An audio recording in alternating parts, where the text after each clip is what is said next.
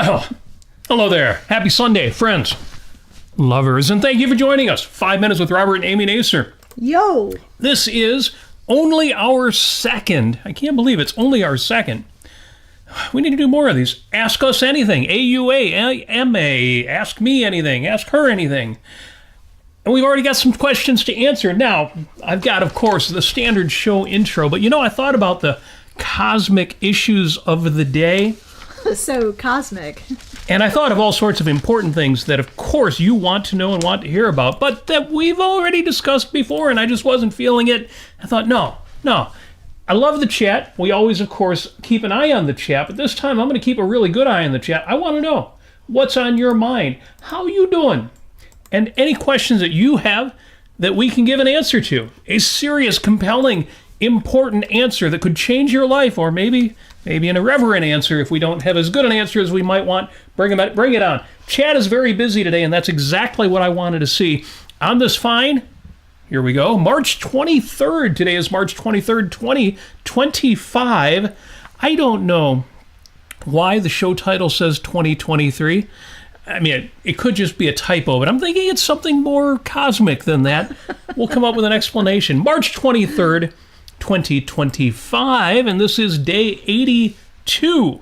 After today, you have 283 days left to make 2025 your best year yet. Now, 2025 has got some challenges. I can think of some challenges that a lot of us are facing. I've got a challenge who's living in a white house. What was the address? 1600 Pennsylvania Avenue. Lots of challenges in 2025, but you have 283 days left. I mean, I have faith in you. And no, I don't mean faith in that philosophical sense. I trust in you. I have confidence that you can make any one of those 283 days outstanding. And if you build one on top of the other, and then the next, and then 283 times, you will make this your best year yet. Christmas is in 277 days. Halloween in 222. Did any of you watch Room 222 back in the day? Back in the 70s? Actually, I don't know what that is. Oh, it's one of those television dramedies, classroom. For classroom dramedies, I was more Welcome Back Cotter Kid. And it's 89 days until summer. But remember the day before summer, or is it the day after? It's Robert's 9th annual rock and roll picnic. That's right. For those of you in Southeast Michigan, or who will be in Southeast Michigan, if not, we will tell you where else we will be, where you can meet up with us in just uno momento. Ooh, stealing a little Spanish lingo from the previous episode. Real quick, on this date, it is March 23rd, and in 1857, the initials OK were first published in the Boston Morning Post. It's OK Day. They've taken this date on which the expression OK, which originally meant all correct, and it was... Except that it's not correct. Well, it was slang at the time that people would say, like O-L-L, correct with a K. And so, yeah, OK, which makes sense because... And you can do this with it. Kind of, sort of like a You K can, but if you do that, there are groups in the United States who would interpret that differently than you mean it. I am not in favor of gangs or violence. Oh, I was thinking something much more adult-oriented than that. Oh, okay, then never mind. Honestly, for gosh sakes. I say go for it, because every gesture could be misinterpreted, some of them in ways more fun than others, so... just express your fine self. But today is OK Day, because 1857, the Boston Morning Post publishes OK to mean all good, all correct. Question for you, for those of you who are fans of the band OK Go, what's your favorite OK Go video? Oh gosh, that's a okay. No, I do know. It's when they did the song "This Too Shall Pass," which is a great song. The marching band version? And the marching band version. I love the marching band. Yeah, I love that so with a lot of these, there's more than one version, but the marching band version is great. Look up just OK Go and then marching band, and you'll get it. It's so much fun. It's filmed live, recorded live. There is no tracking. like any kind of track in the background or anything like that. No editing, no after the fact, editing, multiple takes, none of that. It's all one shot. If you're not familiar with the band OK Go, they have some of the most clever, inventive, and kind of almost impossible to believe videos, including zero gravity videos and all in one take car obstacle, all sorts of things. I guess I have to say my favorite, even though it's not my favorite song by them, is the Million Ways video. That was the first one that went viral. The lead singer's sister was a dancer and choreographer, and she choreographed this outrageous, absurd dance for these 4 musicians, and they acted out in the backyard, one take. It is hilarious. Not least of which because the guy who sings lead vocals doesn't act as the singer, the bass player does. Everything is wrong about it, and it is beautifully done, brilliantly executed. Good fun. Okay, so it is OK Day, and we say hey to OK Go, who incidentally is touring again this year. They took some time off, but they are oot and a boot. Detroit's already sold out, so we won't be seeing them this year, but we have seen them here in downtown Detroit. 1957, so we jump forward a few years. Vermont inventor Elisha, no, I'm sure it's Elisha Otis. Mr. Otis installs the first commercial passenger elevator in an upscale department store in New York City. Very nice. He had done some commercial work before that, but this passenger elevator department store, steam powered. Wow. So when Jim in the chat says, "What's up?" that's what's up. People are up. They're up, they're down, they're up, they're down. I get up, I get down. Yeah, Otis Elevator Company, 1957. I love it. They weren't using steel cables at the time. They were using ropes. But they did have a mechanism on the elevator to stop it just in case the rope broke. Yes. So safety was there right from day one, which is probably why Otis is still the name we associate with elevators. If you, everyone's like, well, not us, everyone, but like a lot of people in the world are like, oh, you give people some sort of innovation, some company, and then they start making a lot of money, and they don't care about lives and not having people crushed to death at the bottom of an elevator shaft. Yeah. But this company did. Yeah, without regulations, people would just kill their customers. Right. Yeah, I would say for those folks out there, just, maybe you need to reconsider that whole original sin thing and the whole malevolent Machiavellian sort of perspective on humanity. Yeah. If people were really trying to kill each other, like all the time, they would be doing a much better job of it. We do a lousy job of murder. Usually the people who murder each other are just these dumb, low-life.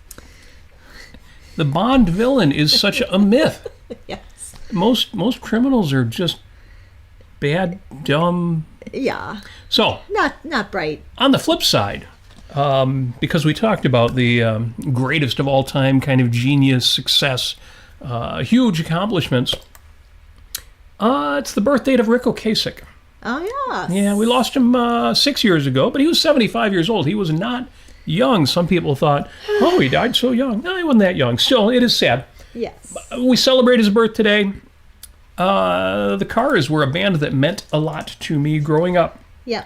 And especially their kind of proggy album, that third album, Panorama. The first song, the second song had these really odd time signatures. I'm still a big Yes fan. I thought, oh, the Cars can actually manage to do a pop song in 5/4. That's kind of cool.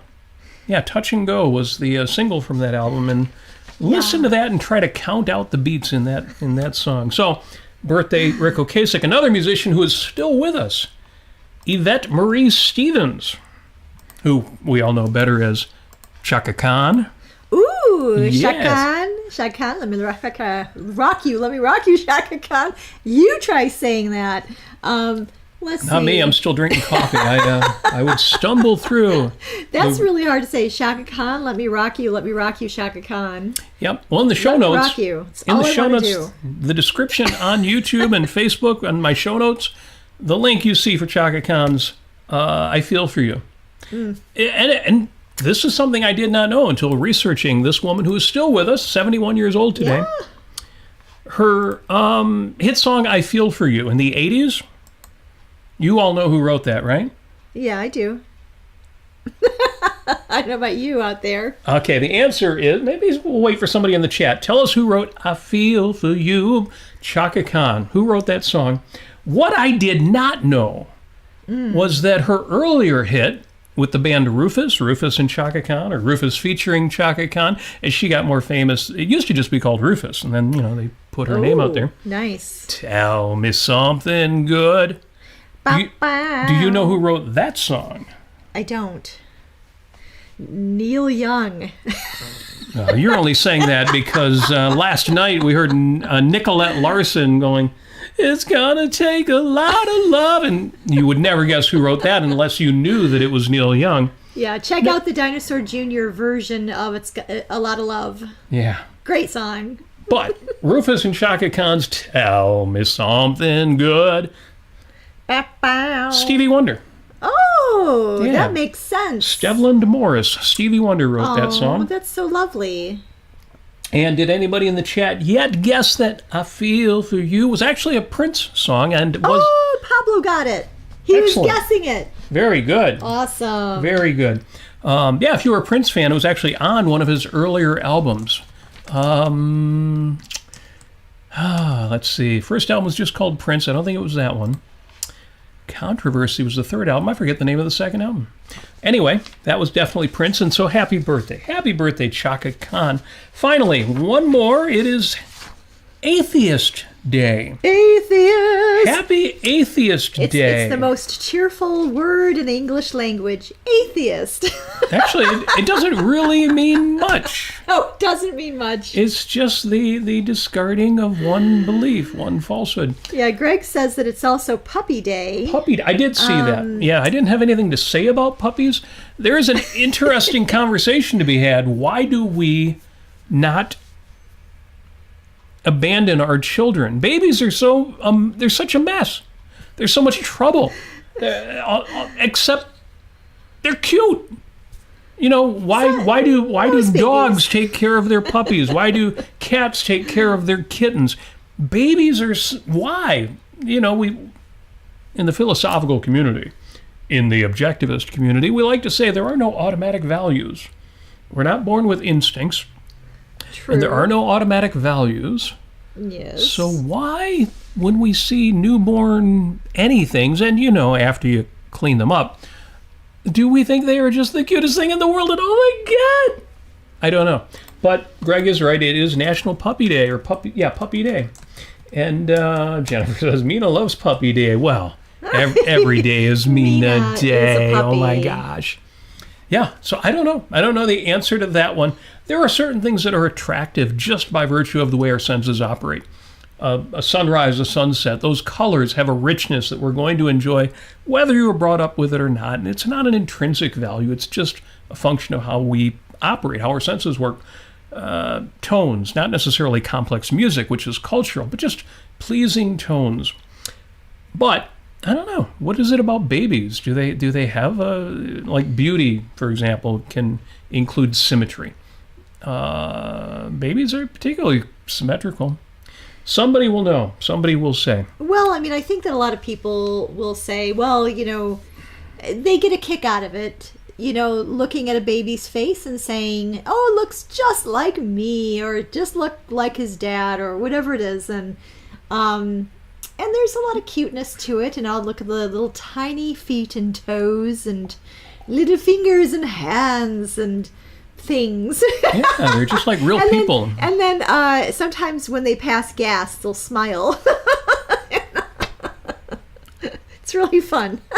Benjamin Franklin produced a pamphlet that said fart, what was it, proudly? Yeah, fart proudly, I think it is. So there was a time when I guess people had different, and maybe we like the fact that people are uninhibited. I think it's a combination. I think it's a cocktail, a mixture of reasons. But fortunately, nobody actually asked that question, so I'm not going to answer it. But it is Atheist Day. It is absolutely Atheist Day. And I had something to say about that. Oh, wait, we'll get to that. Okay. Oh, we're going to talk more about that? Because I've got some things to say about Atheist Day. Well, yeah, feel free. Bring it on. Oh, I don't know. I don't know, just tell us in your chat. Atheism is one of those stopping points, and a lot of people in objectivism have, whether that's at an early age or whatever, some point in our lives, we find that, we're not really getting so much out of religion, and we're not getting the idea of, supernaturalism, and, we're getting a little bit more logical, perhaps, as teenagers or whenever you discover these ideas. And that's usually the first stop. That's the it's the first train stop on the way to Ayn Rand land. The first train stop on the way to Ayn Rand land. I'm surprisingly like good that. with that. I'm pretty good with that one. Yeah, I mean, it's usually true. Yeah. In preparation for Atheist Day, I looked up one of the essays that I wrote and published on my Substack.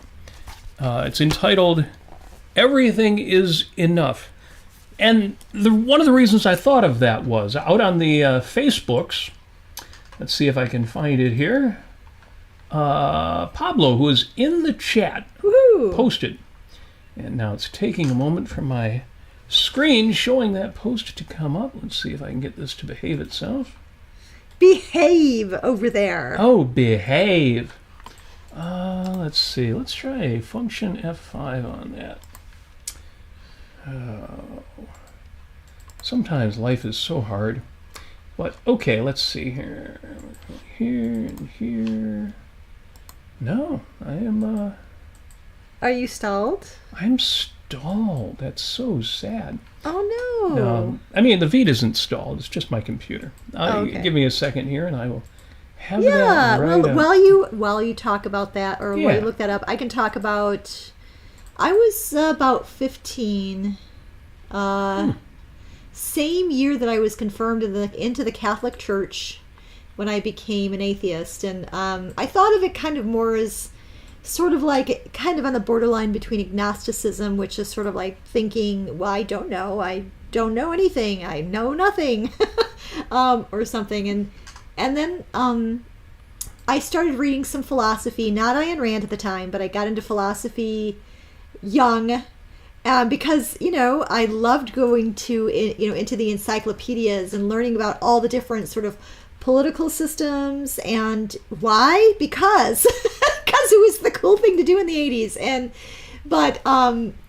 learning about all sorts of philosophical ideas from the Encyclopedia Britannica, and I really enjoyed it. I really, really loved it. And I also loved Pot Shots by Ashley Brilliant, which was the little one-frame comic that they would have with little aphorisms in there. It was like Christmas morning anytime I got a good aphorism, and I cut it out of the paper. That was an actual thing way back then when you got a paper delivered to your house. And newspapers, wow. Yeah. And I had a whole drawer full of these Pot Shots. And now I have books with them in it. And that's wonderful. So it's amazing the power of good aphorism. Oh, yeah. A little bit of wisdom here and there. So it didn't make a lot of sense to me. I started kind of questioning things when I was about 9 years old, because I knew that I was a really, really good person, and I thought it was a really bogus thing, and it was really, it wasn't honest of me to go to confession. So as a Catholic, you'd go to confession, and then they guilt you by saying, how many days has it been since your last confession? You're like, 3 years. It's like and then they raise their eyebrow at you like, oh, you baddie, you. Yeah, it's like your dentist looks at when you tell him you floss 3 times a day. Or you don't, or 3 times a year. I just decided that I was really a good, like Robert's thing, everything is enough. I was enough. So I was a good kid. Yeah. Yeah, the post on Facebook here, which wasn't behaving itself, but Pablo posted Atheist Day, and it provided a translation because his original post was in Spanish, and that's part of what, for whatever reason, Facebook isn't working. Translation: for those at risk of death or persecution. And that's interesting. That's interesting because given events in the world right now, for example, in the Middle East, we think, well, there's a whole Arabic population surrounding this little tiny, look at a map sometime. Compare the Middle East and all of the Arabic countries to that little sliver that's called Israel.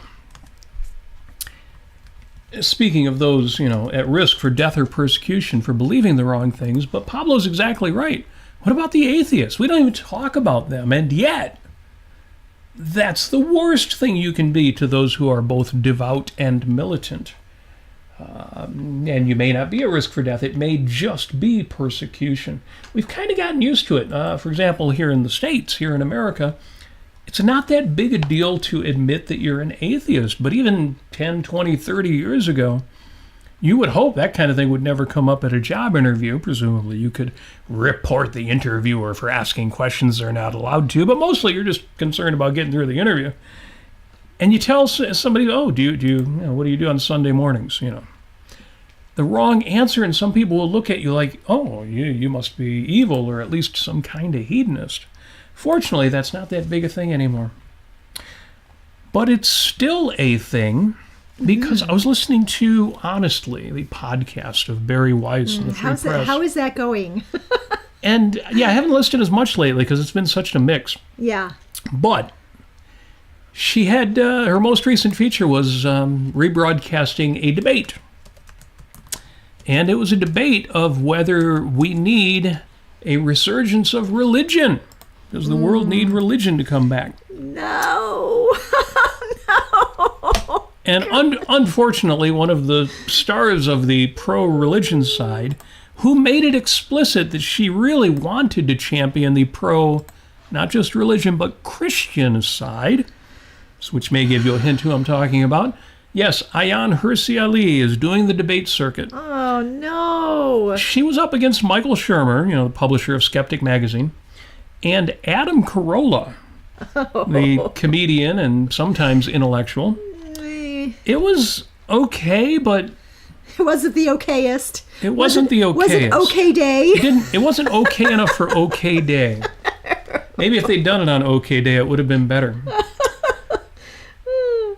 And the thing that I keep getting, the phrase that I keep hearing is, do you believe in God or do you believe in nothing? And what I hear over and over again are the atheists saying, no, I don't believe in anything.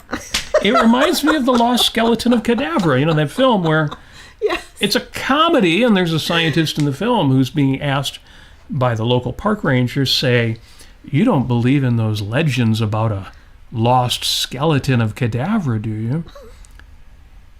And his answer to the ranger is, I'm a scientist. I don't believe anything. Or I don't believe in anything. And it's, Lost Skeleton of Cadavra. You've got to watch it. It's a loving ode to 1950s B movies, and it has everything in it. It's great. It's beautiful. So that's why if you go to my Substack at robertnasir.substack.com, you will find, among other things, a very, very short entry and a short essay on the source of meaning, and the title is Everything is Enough. In other words, I believe, people, do you believe in God? I believe in everything. Well, everything that really exists, everything that's real. That's right. As opposed to, you're an atheist, you believe in nothing. What are you talking about? There is not a thing out there that I don't believe in. And I don't just mean physical reality without meaning. No, I believe in all of the meaning that comes out of all of the things, including all of the living things and the nature, the magnificence out there, and living things like puppies. It is National Puppy Day after all. Yes. And not just puppies, but people and all the things people do. Read Ayn Rand talking about the skyline of New York City. And Gail Winan saying, I'd give anything for the sky. I'd throw my body over the city to save it. I believe in everything. Absolutely everything real. Yes. And it's overwhelming how much is out there. And in here and everything. I believe in everything.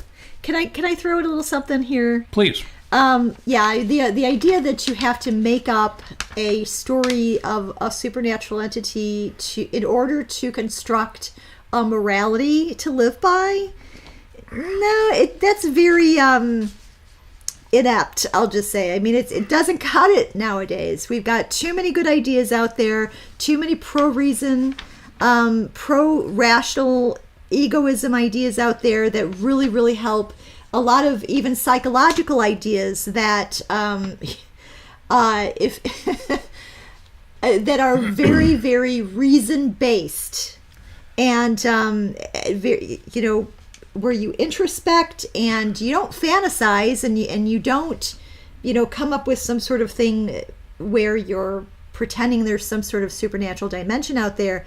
That's called schizophrenia. Yeah. And I'll just say this, that I feel like I'm back in the 80s when I was 10-ish, like mid-80s, and the moral majority was coming around, and there were all these psychics and, things on TV that, psychics for dogs and things. And your dog may be a reincarnated emperor. And they were televangelists like Tammy, like Jim and Tammy Baker. Yeah.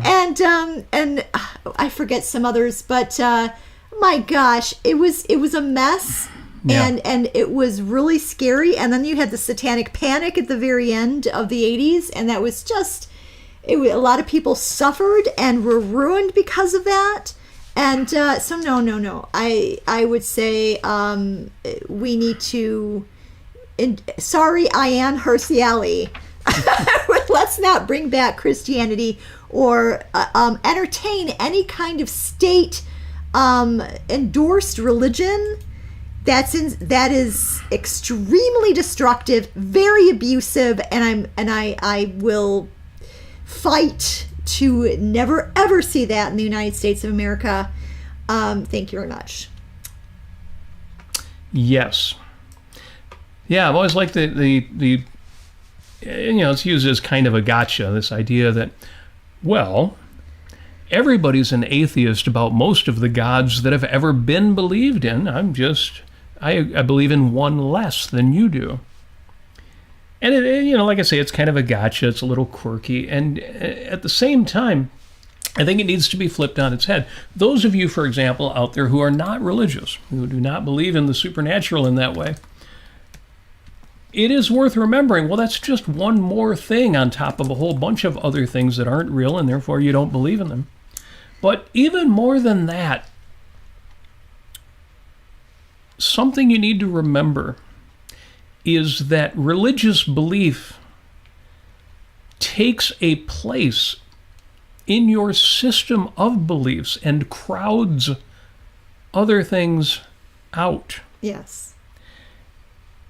If you replace your own rational understanding of right and wrong, or good and bad, or simply effective and successful action versus actions which fail, your understanding of the difference between what makes sense and what doesn't make sense, what's rational and what's irrational, if you take any of that and you fill those slots with elements of faith, it's not that, oh, you believe in everything plus these religious tenets, or this religious concept of history, or these supernatural entities. No, you're not believing everything plus, you're believing everything minus.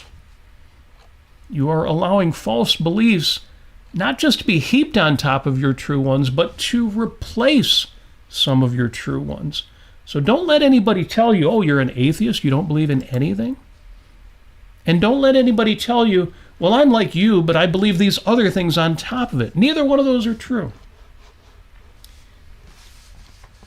And that's all I've got to say to that, because I want to jump into the questions. Yeah, well, real quick, we do have a comment from Pablo who said, yes, that his parents left the U.S. and took us all back to Bolivia because of that satanic panic. Good Lord.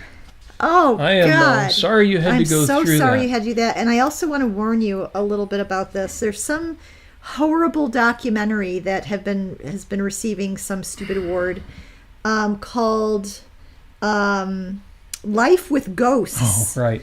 Yeah, Science weighs in on the healing power of after-death communication. Yes. This is abuse. This is horrible. This is the inducing schizophrenia in people who want to try to connect with their dead loved ones because they are grieving. It's the latest version of the old NDE, near-death experiences. Yeah. I saw a light, I heard a voice, I saw myself floating above the operating table. Right. No. Don't even be scanned by that. Don't lose your mind over it, everybody. Come on. Yes. Jeez. It stands to reason that if, on average, whatever the average turns out to be, if 50 million people die every year, some of them are going to have no vision. Most of them are going to have no visions at all. Some of them will hear or experience things in those last few moments that will make no sense at all. And some of them will have experiences that align with their idea of what an afterlife would look like in those moments. And that might be 10 people or 100 people or 1,000 people out of those 50 million. Now, most of the people who die, well, they just die. Most people don't get near death and then come back. But yes, you could absolutely tell me. I was on the operating table, my heart stopped, and in theory I was brain dead at that point, and I talked to Zeus. And Zeus said I was the real God and everything else is a lie. And then they jumpstart my heart. I came back. But really I was dead, and everybody should believe in Zeus and the Greek gods. And it turns out they were right in the first. And I would absolutely believe that guy believed that. Because, the evidence of the senses is own firsthand knowledge. But it would be absurd for me to then believe that. And the idea that they're using films like this and experiences like that and leveraging it against people's care and concern for relatives and it's heinous. It's heinous. It's heinous. It's totally bogus. So I do feel like I'm living in the 80s again now with just with all the political crap out there. Yeah. And I know that nobody listening to this would fall for any of that. But, yes, it is out there and does need to be denounced. And if you have friends, relatives, anybody else who is sympathetic to that kind of stuff, then, deal with them as rationally as you can. And with that said, because we could do more atheism, because it is Atheist Day. Yes. But let me get to one of the earlier questions that was submitted ahead of time. Oh, yes. What we got? So Jim Ashley says, here's one. Most people, I think, have a regular daily routine that helps them to be productive and get through their day. But are there times, other than emergencies, when one should dispense with their routine and do something else? Not from whim, but from reason. And what kinds of things might constitute a good reason for deviating from routine? Jim, and I know Jim often asks these where he knows 99% of the answer, and part of it's hypothetical, but because of the way it's phrased, the answer is, when should one dispense with their routine and do something else, not from whim, but from reason? Every single time. But that's taking reason to mean fully understanding and appreciating a context. The longer answer, the deeper answer, and there are multiple levels to this one, is you may have reasons to deviate from your routine, but it's not reason making you deviate from your routine. You have got to figure out, I get up and exercise in the morning, and then I spend some time writing, journaling, morning pages, and then I spend some, and whatever you've figured out your most productive routine is. And if you have a reason to deviate from that, well, it's a simple question. Is it a good enough reason? You mentioned emergencies, but there are things that aren't emergencies, but simply, I have a doctor's appointment, not for an emergency, just, I have a meeting, I have a job interview, whatever the thing is, and it's early and I won't be able to do my usual routine. I'll have to do my exercise later. Or I won't be able to do it today and I'll simply skip a day. So the answer is, are there other times? Yes, there are other times. You absolutely should Be willing to deviate from your routine whenever it would serve you well, in the broadest possible context. Now, how do you figure out the broadest possible context? Because you know, we all know, if you break a routine, it can be really hard to get back into it. Or maybe it won't be hard to get back into it, but you will lose some gains because you took time off to do another thing. And the answer is, again, as I think you know, figure out the full context.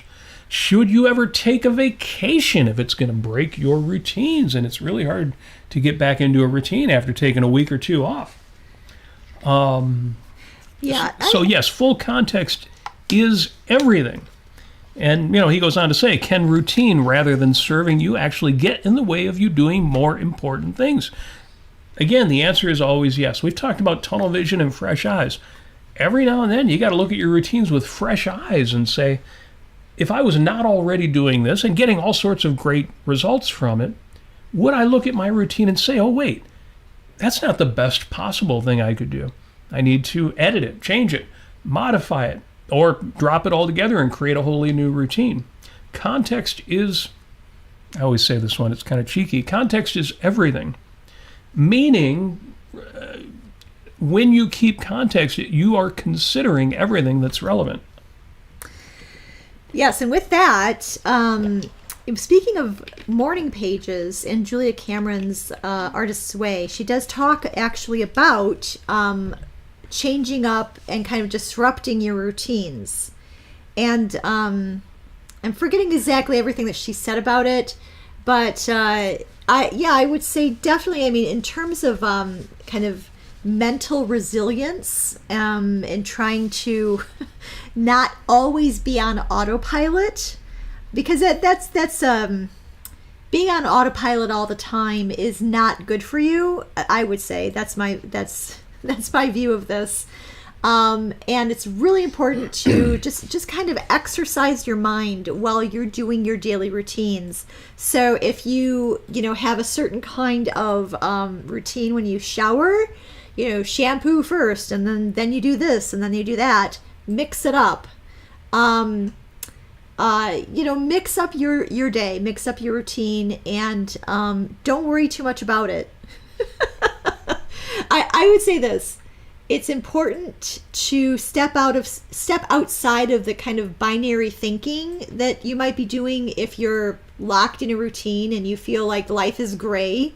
Think of it in terms of there isn't any real wrong way to get these things done. It's sort of like the old story of arguing with your spouse about, oh, should I vacuum first or should I dust first? It's really such a pressing concern. Not with us, but stories I've heard of other people. You can do one or the other. It doesn't matter. It'll get dusted. It'll get vacuumed. It's going to be fine. Sure, there's still going to be dust in the air. You're going to have to live with this. It's better to clean what you can and work with what you have than worrying about all that. So anyway, mix up your routine and add a little sparkle and a little bit of differentiation to your life. But if you're doing morning pages and you've done over 1,000 of them without missing a day, do keep it up. Greg, we're talking about you. Incidentally, speaking of Greg, Equal to Reality says, today I went on a coffee course. It was fun. I saw that and I immediately thought of coffee course.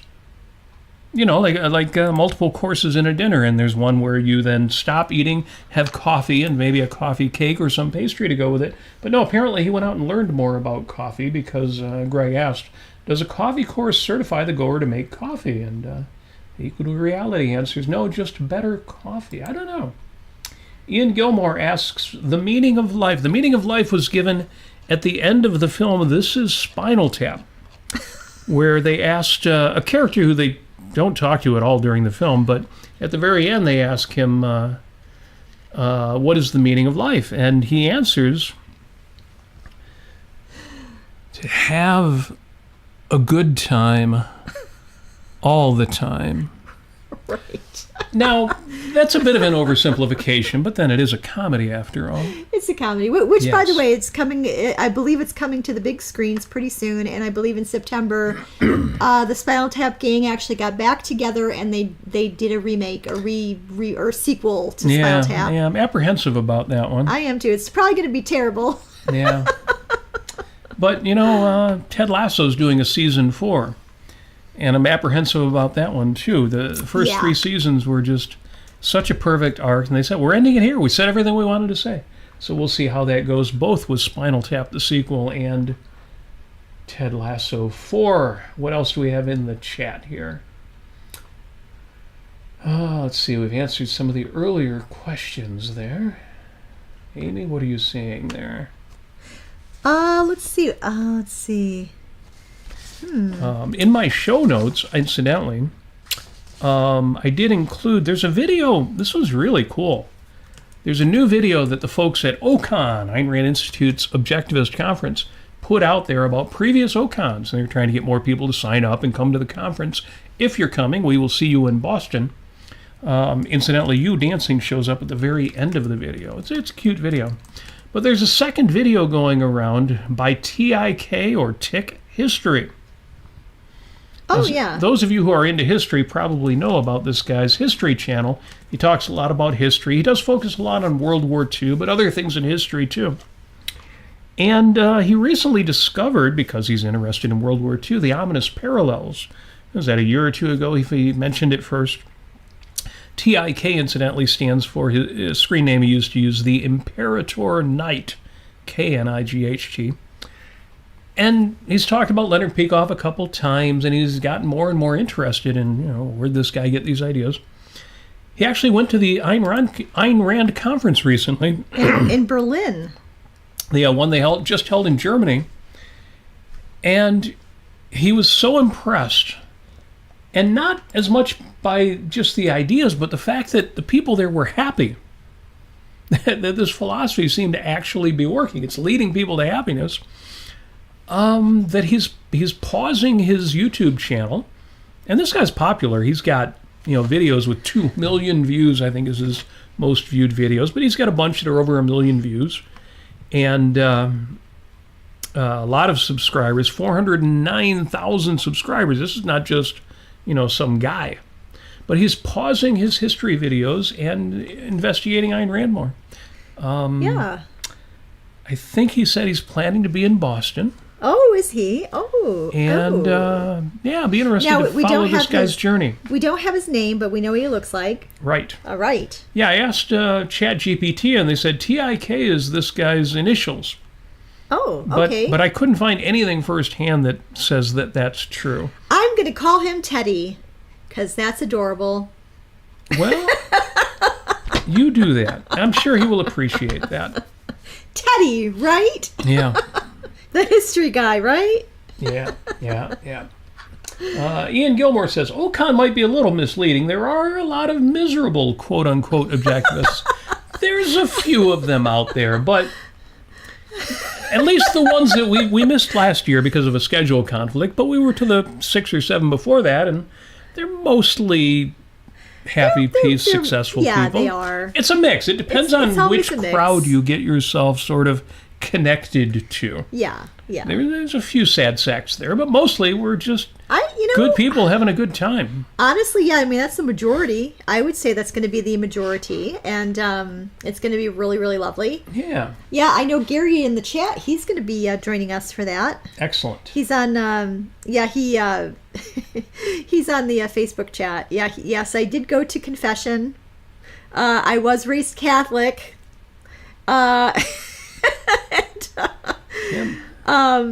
He said he didn't want to go to confession because he didn't want to sit down in a dark room with a stranger to tell him what God already knows. Yeah, really, God already knows all that. What's the point of confession? Yeah, if he's omnipresent and omnibenevolent and omni. If it's just a psychological, spiritual need, I think we can do better than that. Yes, very, very good. Yeah. Too cool. Oh, Ian says, yeah, that's what I mean. OCON is misleading. The online objectivists you run into...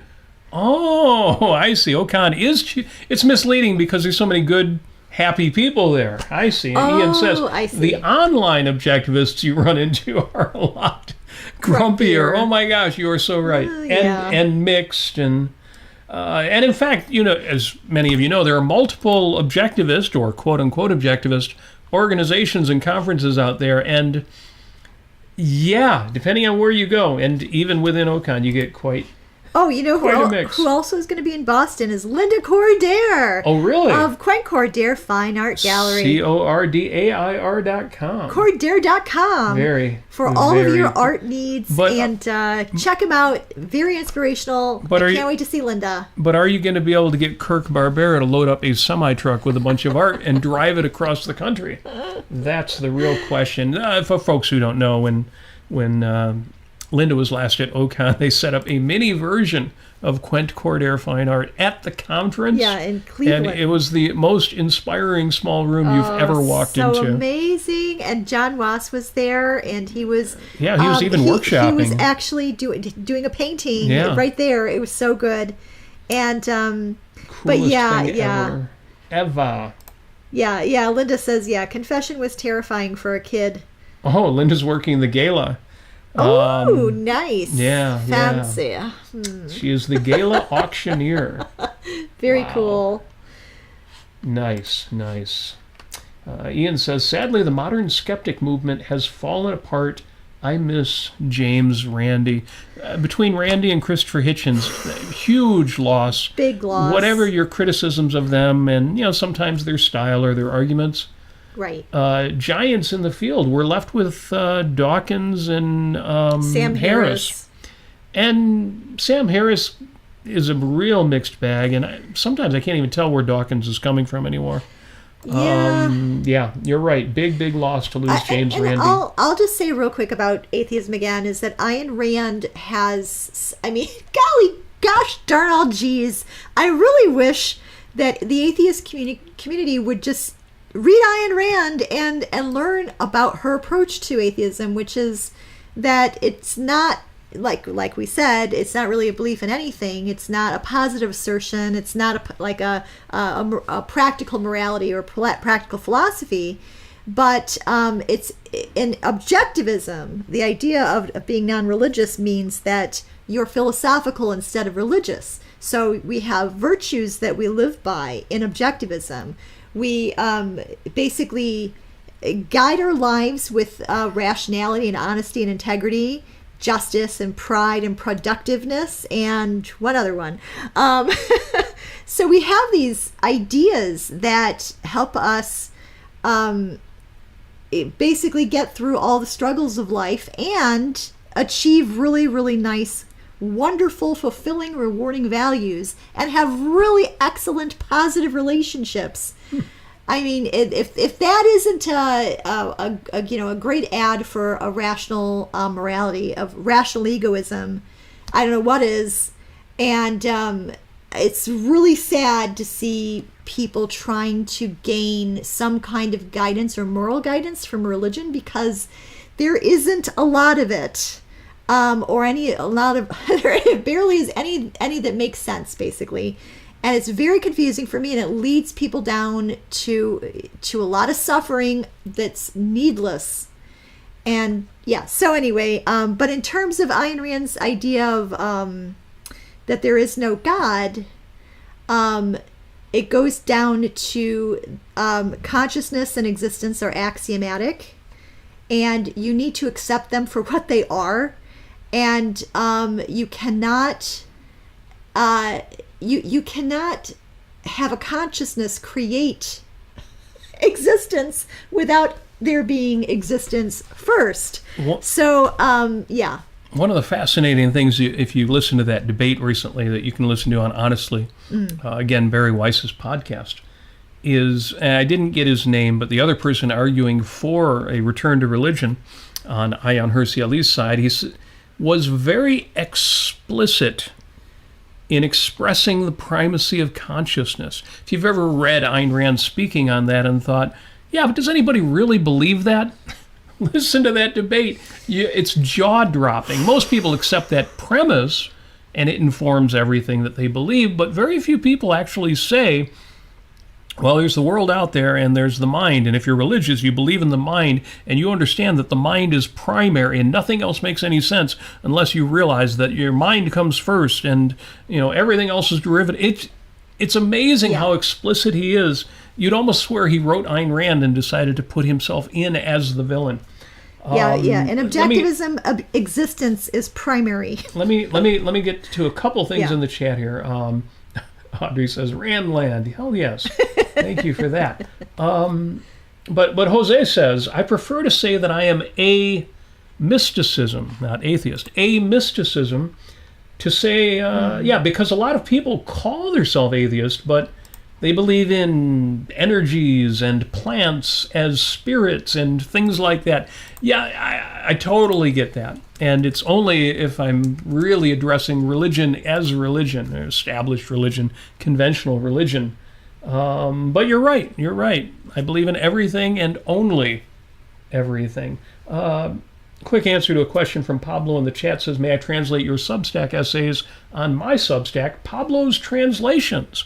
Well, there you go. If anybody's looking for translations of works, check out Pablo's Substack. Love it. Pablo's Translations. And I would say, yes, absolutely. Anything that you find worth translating on my Substack, you are welcome to do that. Very much appreciated. If you want to give me attribution or a link to my originals, that'd be great. But either way, consider this blanket permission to do that, and I will take that as a compliment. Thank you. And cool. What else is in the chat that we may or may not have gotten to? Yeah, we may be on for a little while because this is an Ask Me Anything. Yes. Bring on any more questions that you've got. And if I missed any, let me know.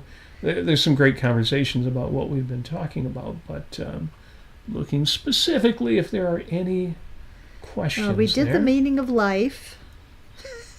And it's not the Spinal Tap version. The meaning of life is an end in itself. Yeah, the meaning of life. Life is a process of self-generating and self-generated and self. Why am I losing the? It's not the full definition anyway. Ayn Rand definition check. Well, it's not a definition. It's a description. Remember that John corrected us on that. Oh. And life is a process of self-sustaining and self-generated action is not a definition, it's a description. Yeah. Or it's only a partial definition because it doesn't have a proper genus and differentia. Yes. Yeah. I mean, if you go to the Ayn Rand lexicon, look up life. Yes. If an organism fails in an action, it dies. And it goes on. I mean, if you really want to get into just go to the Ayn Rand lexicon. Or just search Facebook for me and John Paquette talking about the definition of life. I suppose I could do that right now if, And Apollo Zeus is in the chat and reminds us that high dollar questions get top priority. Unfortunately, as we've said before, as we have lamented before, YouTube doesn't let us do super chat because we need more subscribers to reach that level. Yes, help us get 1,000, please. But I always say, you could go to paypal.com/Robert Nasir, put a contribution in there, and then just say in the chat, hey, I just put $10 in your PayPal. Here's my question. Except this is an Ask Us Anything episode. Anybody can ask anything without paying for it anyway. But you're right. High dollar, $500 questions get top priority. And I always get a kick out of those $500 questions that roll in. Yeah, sure. Absolutely. I laugh, but your own often gets one or two of those, especially from Australia. They love him down under. Yes. Yeah, Bonnie says Ayaan Hirsi Ali runs back to mysticism from subjectivism because that's the closest to objectivity she can find. Yes. No one but Ayn Rand stands up for objectivity, hence objectivism. It's a shame she never read for reality. Ayn Rand. Yeah, for reality and our ability to know it. Absolutely. She should have done what TIK history did. Yeah, she should have read. I mean, it's never too late. Ayaan Hirsi Ali. Yeah. Really. Now, And because Tom from Canada says, love Hirsi, Ali, but kind of disappointed in her lately. I totally get that, and it's a challenge. We did an entire episode called "When Your Hero and Your Villain Are the Same Person." In other words, people who are mixed. And Ayaan Hirsi Ali, there is so much that's admirable about her, and what she's been through, and her choice to escape from cultural Islam to then go to Europe and finally end up here in the United States, embracing Western values. And unfortunately, she's become convinced. It doesn't help that she's married to Neil Ferguson, who is similarly religious and believes that religion is important to Western values. But yeah, I admire her, absolutely. And I have a question about what happened to Bosch Fawston. I don't have any answers about what happened to Bosch Fawston. Me neither. As far as I know, he still hangs with our friend Andrew Bernstein, so hopefully Andy's keeping him on the straight and narrow. Also, with Amy Peikoff still. Amy Peikoff is still around. She's not around objectivist circles, but you can still find her occasional YouTube, and she doesn't use YouTube as much as because of everything that she went through during COVID and being, I think she's on thrown out, or in a parlor getting shut down. But you can find her on Rumble and some Rumble. of those alternative conservative. I think she might be working for Rumble. Could be. Which, with Parler.com on her resume, it wouldn't surprise me. So yeah, short answer, she's still out there. Long answers, I have no idea. Ian says both of them went hard MAGA. I guess. Yeah, I don't. Yes.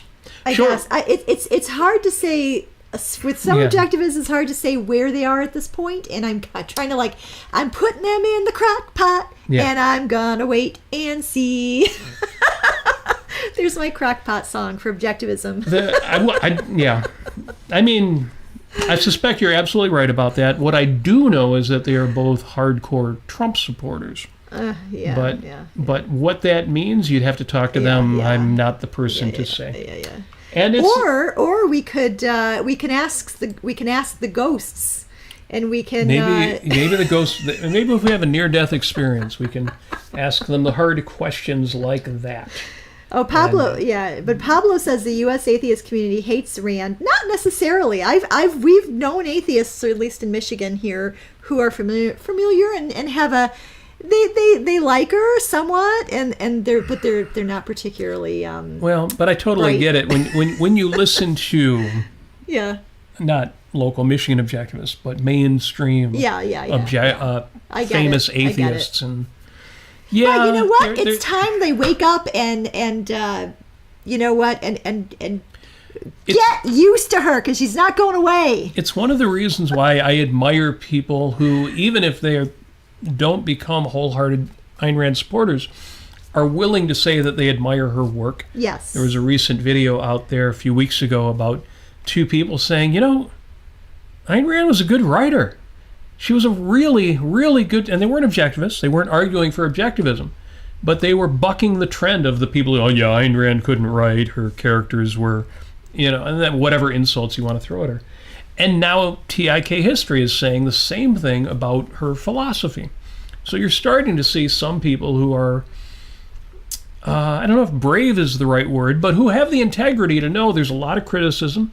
The TIK history guy explicitly says, in his video where he talks about this. Now, I know some of you are going to rag on me, and you feel free, go in the comments, say whatever you're going to say. It's not going to change my mind, my evaluation about what I'm learning, what I'm reading. That I admire. I mean, it's easy for somebody like me to say, Ayn Rand was the best, and people will say, "Oh, didn't you ever disagree with her about anything?" I'm like, no, nothing that matters. No. I can take it because, I'm already rich and famous and all those things, but some of these people are taking a real knock, and yet they're willing to say, wait a minute, Ayn Rand was a great writer. Yeah. She wrote some great books. Yes. Or Ayn Rand's philosophy, it's clearly working for people. It's making them happy. They're achieving success. Yes. That I admire. Yeah, and you know what? And I'm seeing more and more of this. The one gentleman, Paul Kreider, I believe his name was, who wrote about how Elon Musk is more like an Ayn Rand villain. And on the Bulwark, according to I'll just say that, according to Rob Trzynski that I read, I subscribe to Rob Trzynski's Substack, and I subscribe to Stuart Margolis's Substack. Stuart Margolis, awesome writer. You should subscribe to his Substack, Stuart Margolis.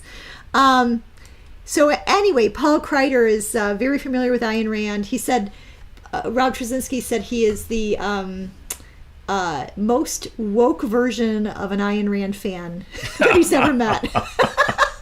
I'm like, well, that's fine. Good.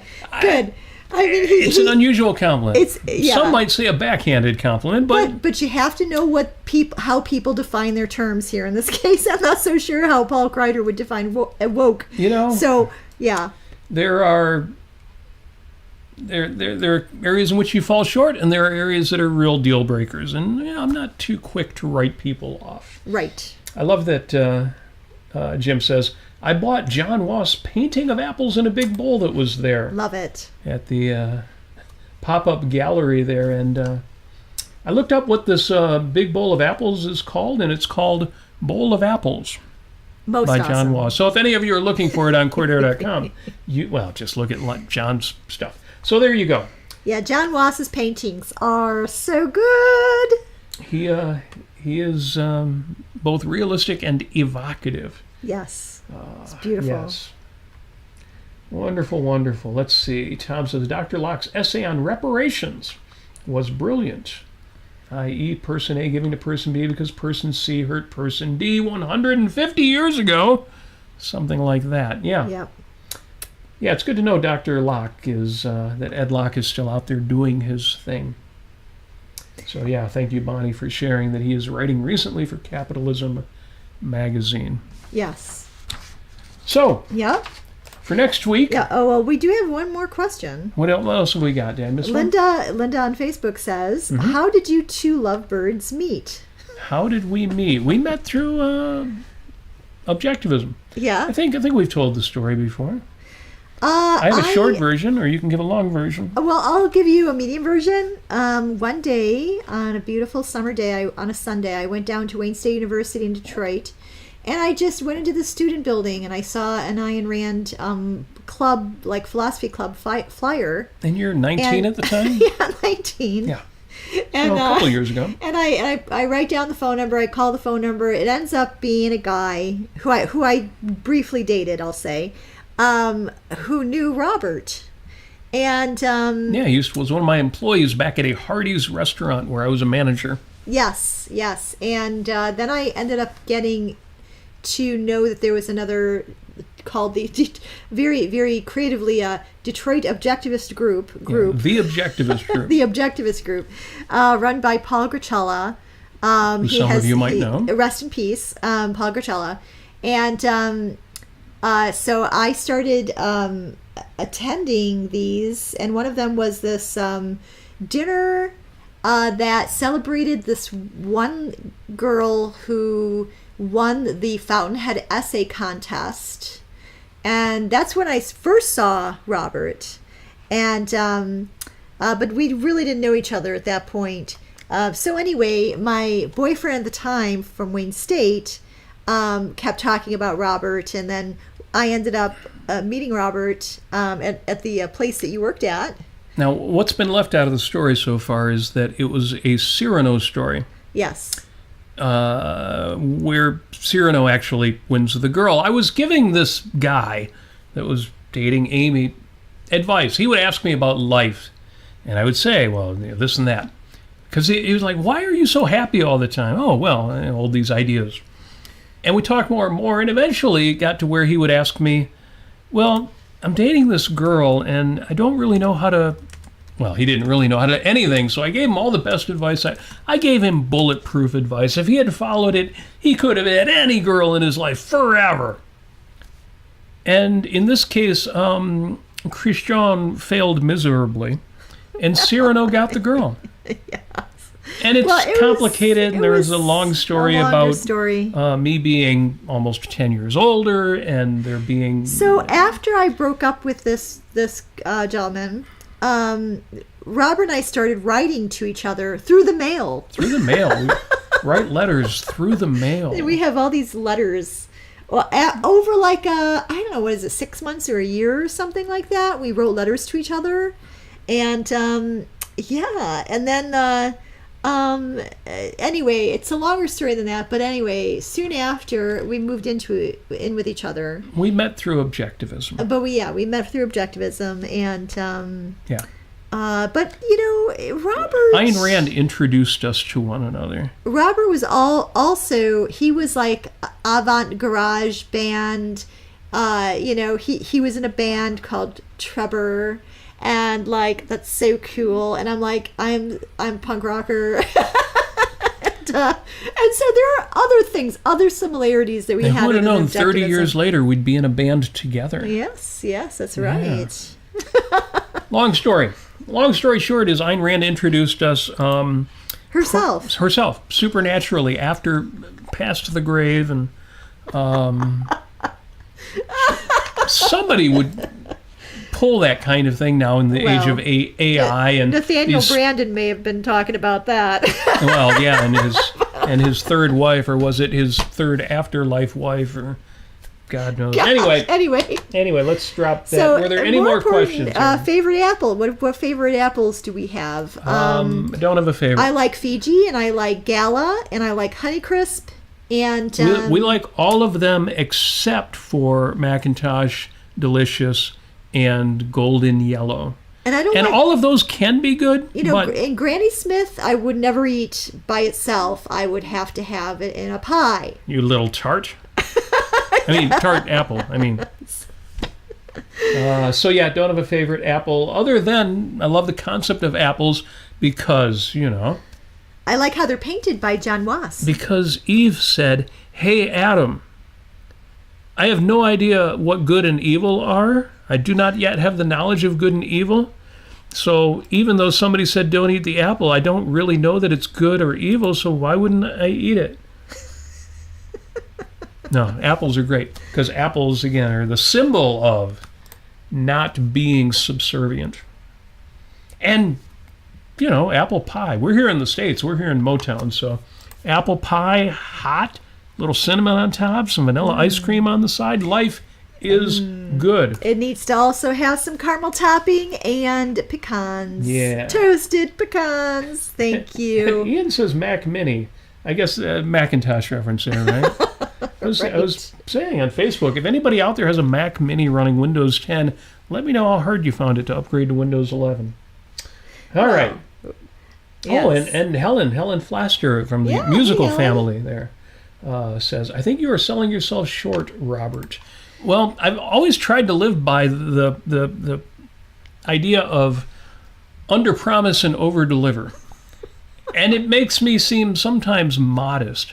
In fact, I'm incredibly modest. I am the most I am the best modest guy. Bigliest modest. Bigly modest. My modesty is huge.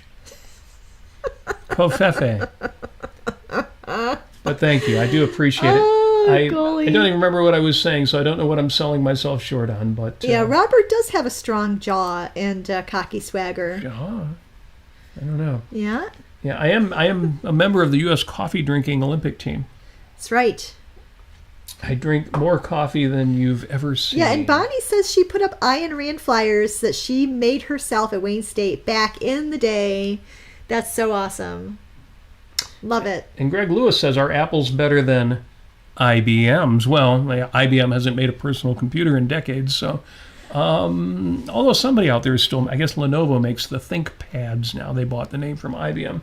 Short answer is the best Mac out there, the best one, the very best top of the line that you can build, and the best PC out there are both so good and so far out of your budget, it's absurd to even say which is better.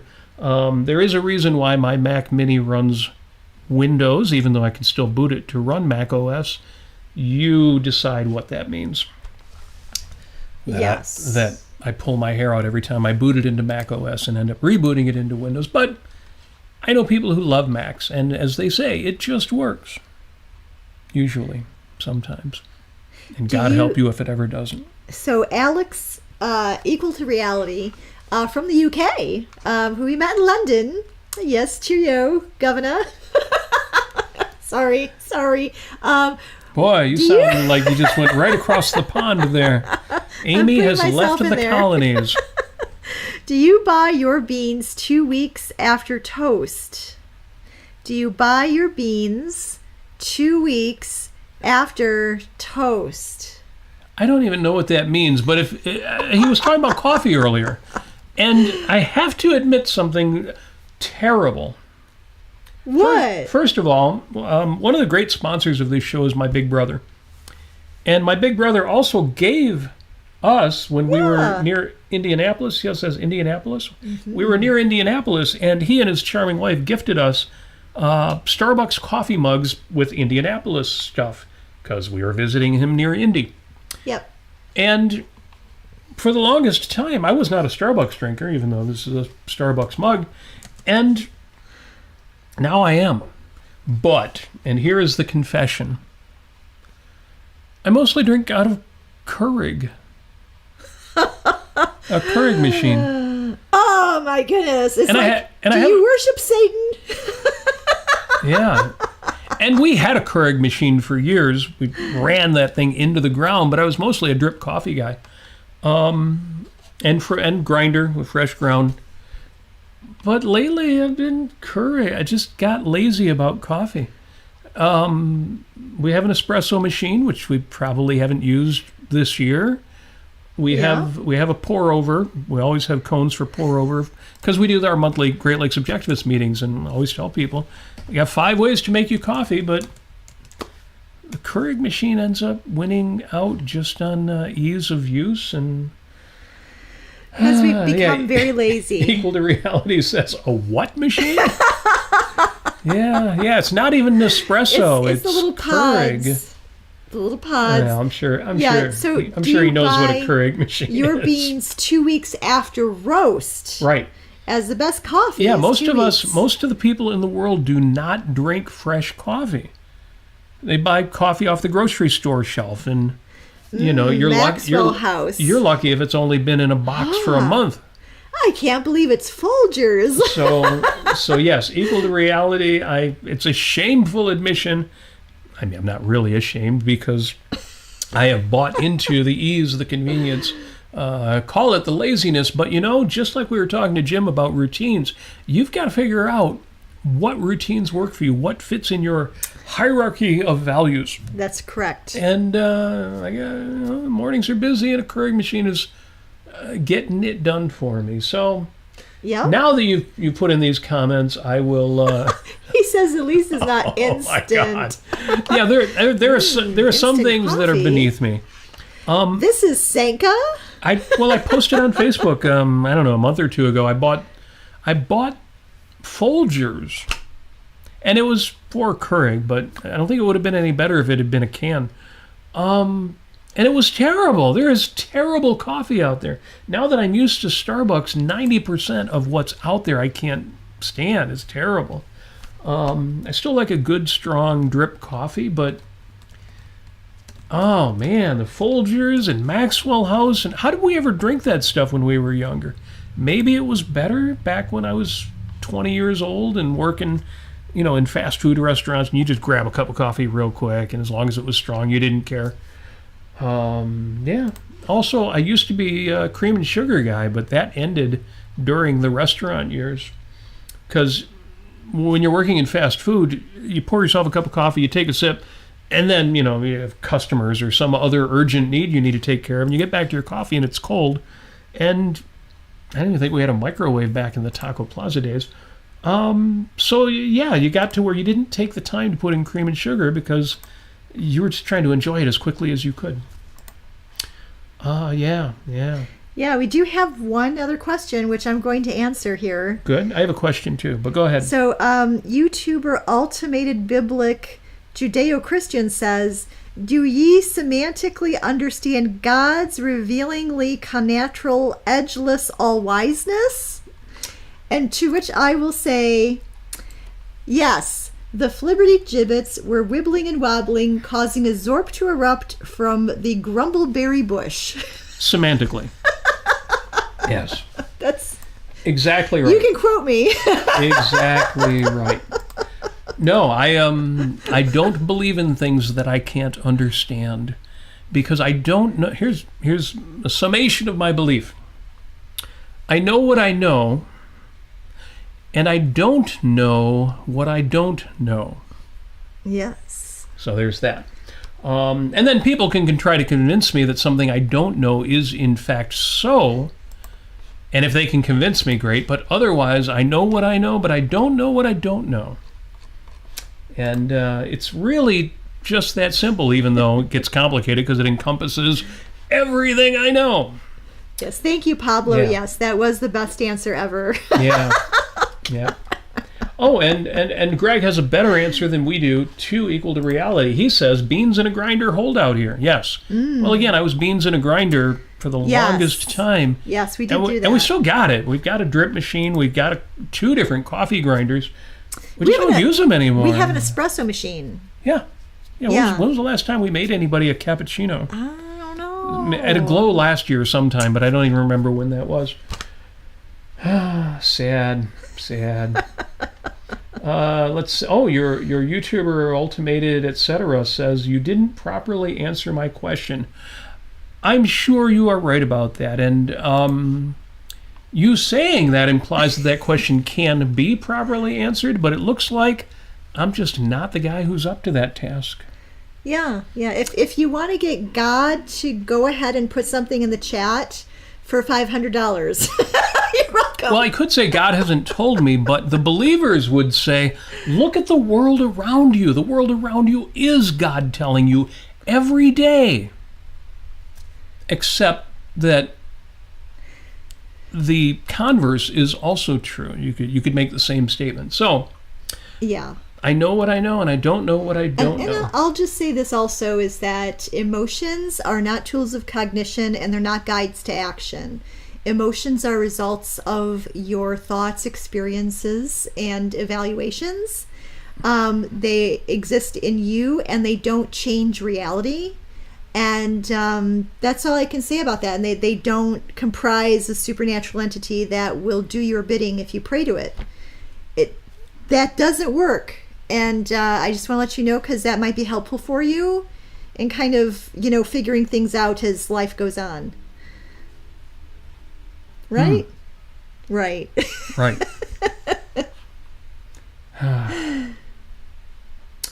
And, so there we are. Obviously, I just didn't understand the question. It's too rich for my blood. And those of you who are in the chat, you are welcome to read that question and tell me if I should have understood that question. But it may be outside of my pay scale. I've always said I have an answer to every question. It's just sometimes the answer is I don't know. Right. But that's selling myself short. Sometimes the answer is I don't understand the question. And feel free to criticize me in whatever manner you like for my failure to do that. So I want to say, so Jose has a question in Facebook. Okay, what do we got? Jose, my favorite objectivist punk rocker. Yes. I see. It's a very long question. So he says, a week ago I attended a concert by one of the most important punk bands at UK subs. Right. Yes, I know them. However, I was surprised to see that the band was not complete. I saw this report too. In fact, only Charlie Harper, the lead singer, was able to perform. I just found out what really happened. The other members of the band were not allowed to enter the U.S. They were taken to a special room at the airport, interrogated for hours, and detained for over 20 hours. Criminy. Oh, my God. Their phones were searched, and in the end, they were told they couldn't enter the country. One of the reasons for denying them entry was not disclosed. Of course it wasn't.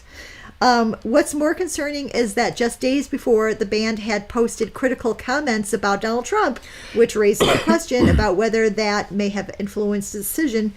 I would think that probably would have had some impact on that. What do you think about this? Yeah, that is absolutely evil. It is extremely immoral. And I'll tell you this, it goes even deeper than this. It's basically training our law enforcement and our TSA agents to be thugs, and to unthinkingly just follow orders. Is that the kind of America that we want to live in? I mean, even say, for instance, these people, this punk group from the UK were murderers and rapists. Some of the anti-immigrant people will say, what kind of system are we developing here? What kind of horrible, dystopian, sort of fascist, authoritarian system are we developing here? What are we getting our citizens of the U.S. used to in law enforcement? And it's absolutely disgusting. It's been interesting in the legal community. You're seeing law firms that are refusing to work for firms that bow down to the current administration. You saw a bunch of people who refused to lay down in the prosecution of the New York mayor. Now you're seeing this law firm that was being sued by the administration basically turn and give up and say, okay, fine, if you stop suing us, we'll give you $40 million worth of pro bono work. That was the law firm Paul Weiss, Riftkind, Wharton, and Garrison. And there was a lawyer from that firm who recently came out and said, I'm leaving. If this is the kind of thing going on, and she left a very lucrative law career. Rachel Cohen, good for her. And again, in the earlier New York case, you saw a bunch of lawyers who said, no, I'm gone. I will leave, I will quit, I will work for someone else, I'll retire before I will be part of this. And what I'm hoping is that we will start reading those kinds of articles and reports from people in ICE and the INS and who will refuse to do the kinds of things that Jose is talking about here. Where are the people who will not say, well, I was just following orders? Where are the heroes? We're seeing them in the legal community. I hope we're going to start seeing more of them in other branches of the government. I do hope so, because this is not going to end well. And you know who it's not going to end well for? Are MAGA types. Are people who are just following orders, who are not thinking, and it's going to ruin their lives. Yeah, when all hell breaks loose, they're going to have to look back and say, I didn't say no. I didn't stop that. I thought it was worth it. I thought that was the only way we're going to be able to downsize government and get rid of the bad things. When it all goes to hell. Yeah. Yeah, and not just, and the reason I say this is because I don't think that the United States is fundamentally made up of thugs, mindless, brutish thugs who bow down to authoritarianism and just say, okay, I'm going to obey. Most people in America are not like that. And what's going to happen is that those people who are like that are going to be outed, and they're going to be blacklisted. There's all sorts of consequences that are going to happen with them. And yes, that does include objectivists who are supporting Trump and MAGA, and people are not going to trust them. They're not going to want to work with them. They do not want to have relationships with them. It's really disappointing because, we talk in objectivism about rational egoism. We talk about virtues. We talk about honesty and integrity and justice and pride. We talk about all of these things, and it apparently means nothing because you've got a person, in the White House who these people are supporting, and all these authoritarian tactics that he's using, on top of the fact that he has the worst character of anybody who has ever resided in the White House. And people are supporting him still. That tells me that these people are not serious about morality, and they're not serious about having moral relationships with other people, and it's just going to end really bad.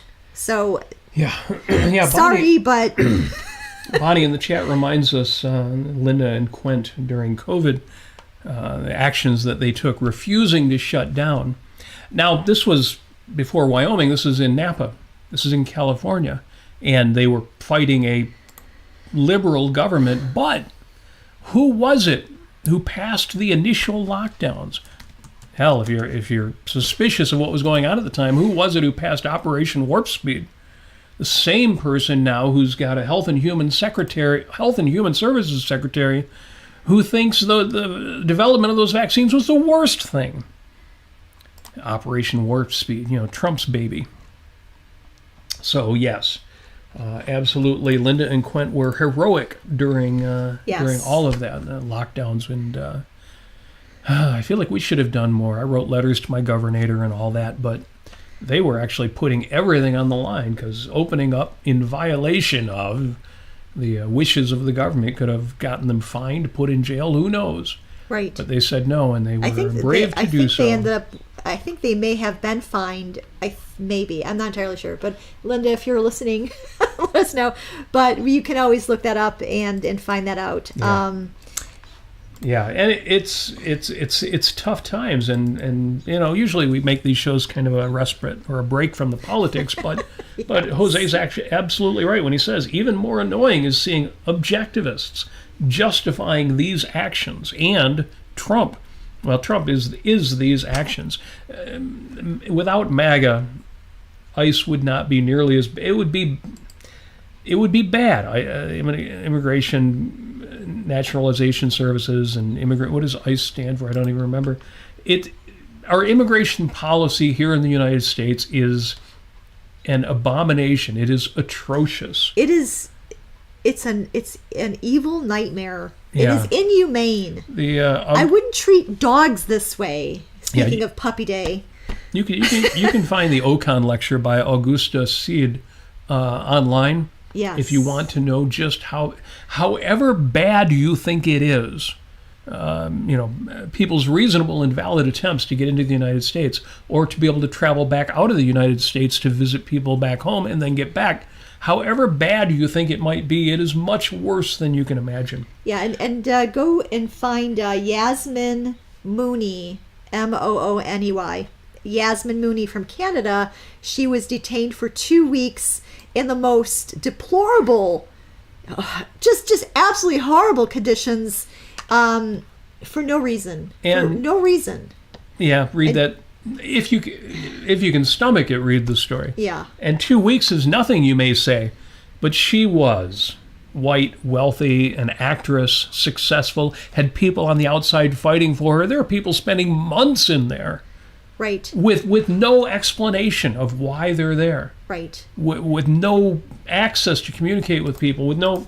Anyway, read the article. It is as bad as you might imagine. Yes.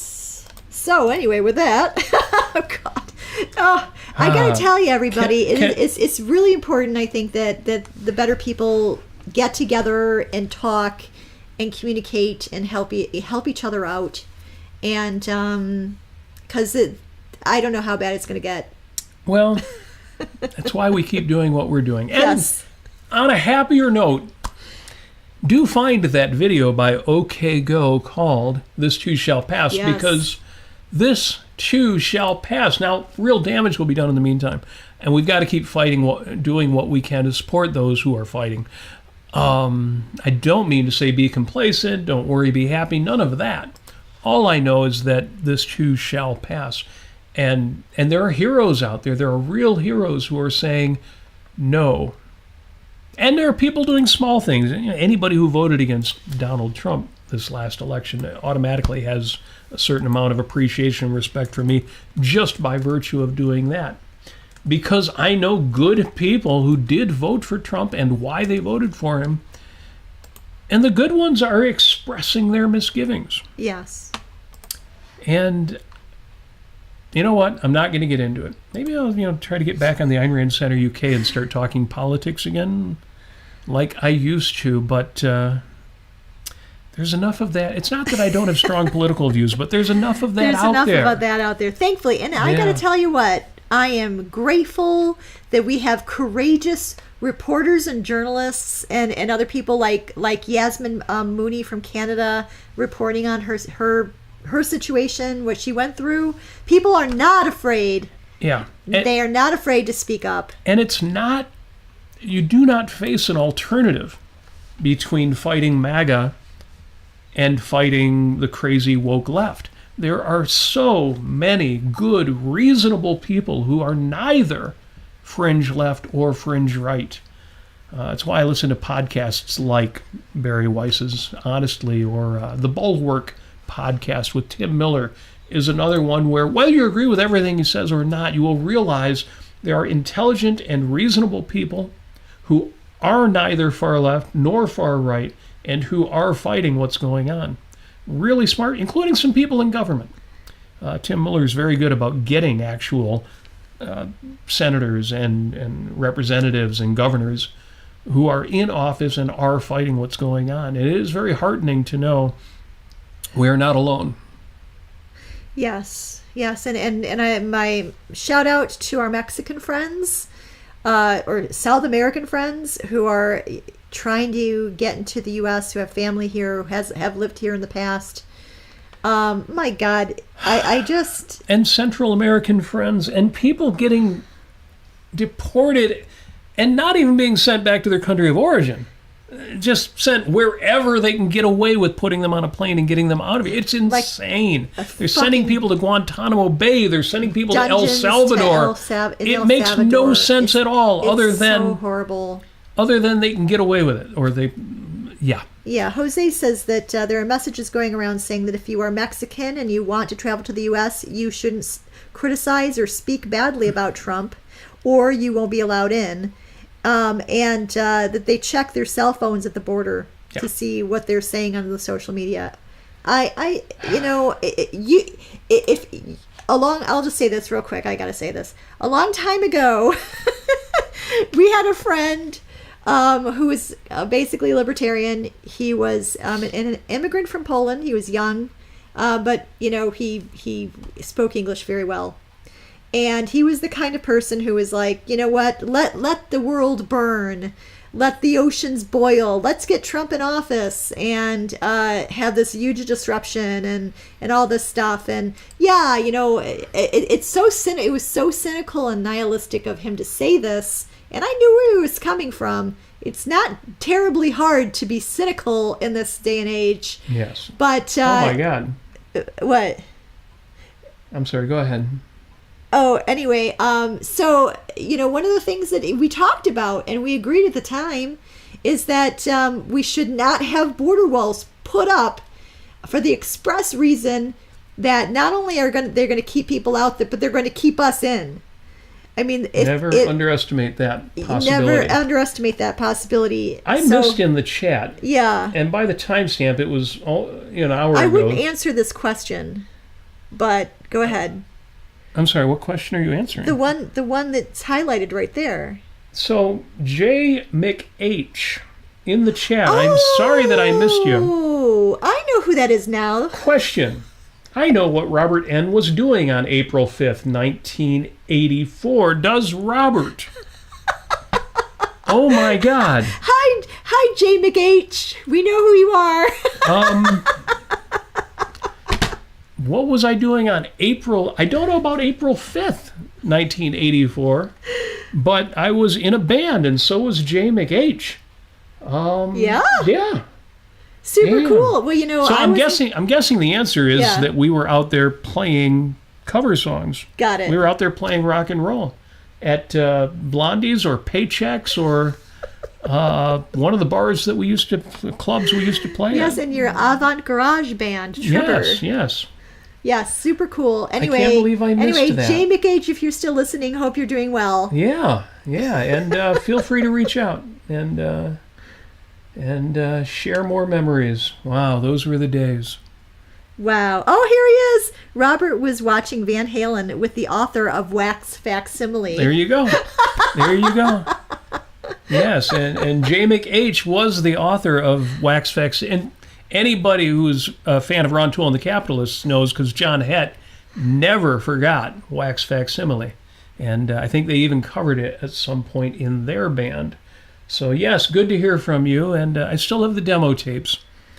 Still have those tapes. In fact, I recently dug out the Tascam 4-track cassette deck in order to do some more mixing down pictures on Facebook. Anyway, thank you for that. Great memories from the old rock and roll days.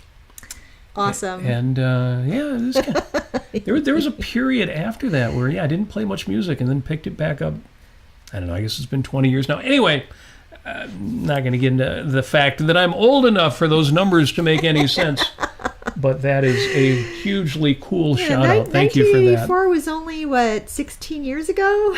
Right. Or, a couple 24. more since 2000, but not much. Funny how that works.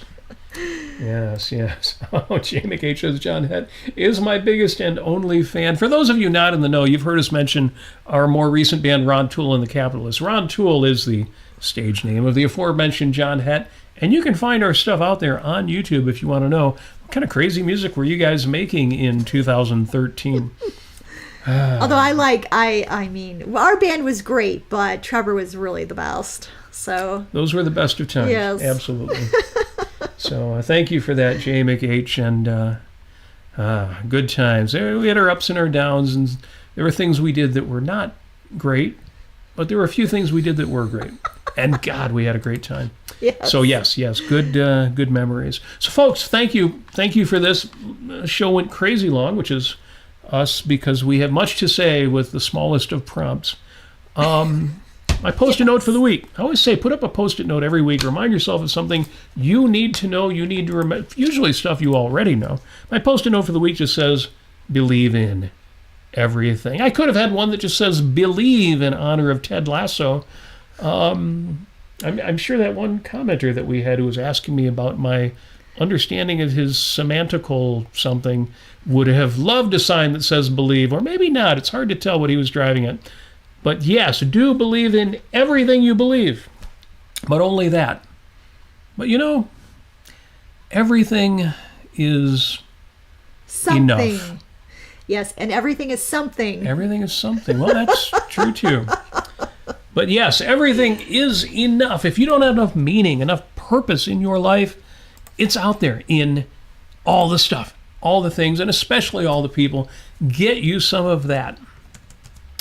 I feel like there should be a 5 minutes with Robert and Amy Nasir is brought to you by, but it's brought to us by, or brought to you by you. If you own a company and want to sponsor us, let us know. We'll we could do that. We could go totally commercial. We could totally do that. We could do sponsorships. If you have a company and you want the dozens of fans of this show to be able to hear, well, hundreds on a good day, but yes. No, if you want to support the show, seriously though, go to robertnasir.com, and at the very bottom of the page, you will find a link to patreon.com/robertnasir, where you can join the many people who do support this show every month with their contributions of $2, $10. I think the highest one on there is $45, $50, something like that. Mm-hmm. You'd think I would know that number better. I need to spend a little more time looking. I don't care about the numbers. I care about the people. I want you to be one of them. $2 a month would suit us just fine. But whatever is in your what's the word I'm looking for? Value hierarchy to give to this fine woman and this guy here too. Thank you, though. The best thing you can do is keep hanging out with us. Stay in the chat. Let us know your thoughts. Come back every week. Give us a like. Share with your... Boy, this is starting to sound like a lot of stuff, actually. Just be cool, man. Be cool. Seriously, though, values are primary. Find your values. Figure out what they are. Go out and get you some. I know you already do, because you wouldn't hang out if you weren't focused on values. And that's why I'm going to say all we're going to do is wish you... Afraid to wish, Mr. Reardon? Love that line from Atlas Shrugged. We wish you every success that you so richly deserve. I know you do. I know that ne'er-do-wells and troublemakers and people who don't deserve happiness don't hang out and listen to a show like this. Maybe that one guy. I know you do, and that's why we wish you all the success, all the happiness you so richly deserve, and that is why